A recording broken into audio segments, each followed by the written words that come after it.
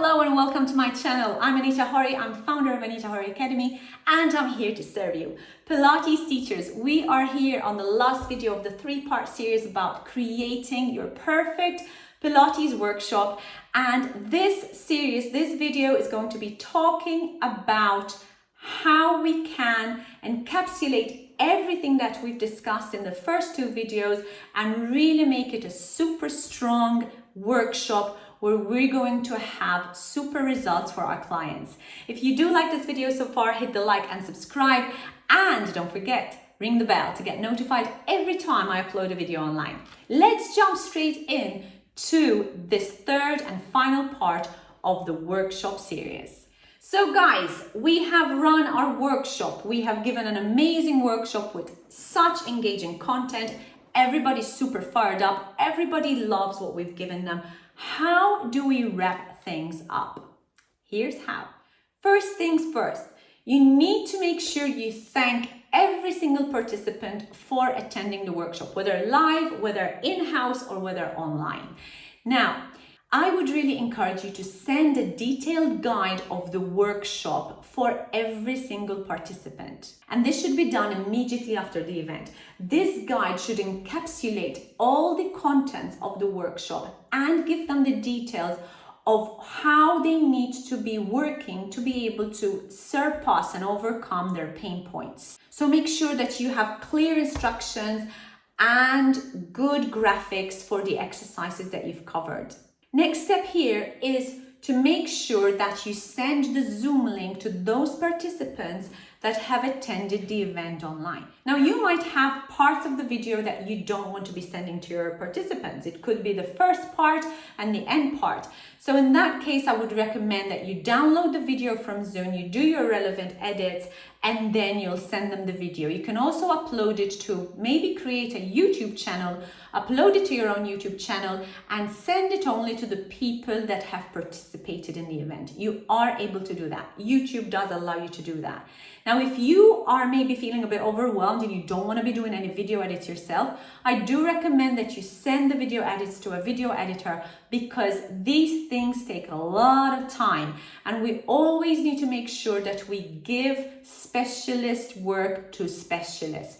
We don't expect our next door neighbor to be teaching Pilates, right? We're specialists in what we do. So I really recommend that you give it to someone who knows what they're doing and is going to save you time and in the end money. When you are sending these videos out, you don't want to be spending time trying to edit them yourself. If you are a whiz kid, then why not, right?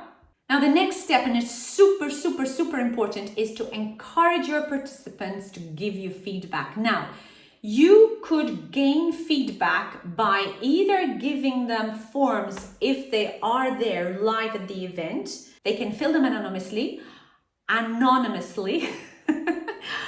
or if you're happy for them to give you feedback once the event is over, you can send them a questionnaire about the event and ask them for the feedback on that particular event. You can also get them to give you feedback on Google, on your Google account. So they will give you a Google review, and that would also increase your Google rating. That's going to help your business as far as people searching for you online much better than having a Facebook review or any other review.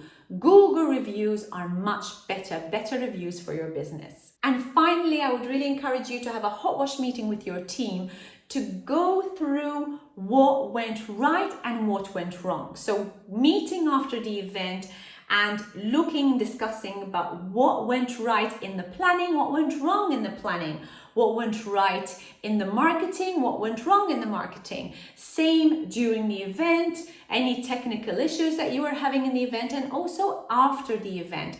You really need to then start ironing out any of these particular issues, so then you will know what to keep doing, so what to keep doing that went right, and what to shed from your next workshop. This is all a work in progress. So we know that we're going to be learning from every single experience that we have in our life, and this is part of it. Guys, the most important part is that you enjoy the event.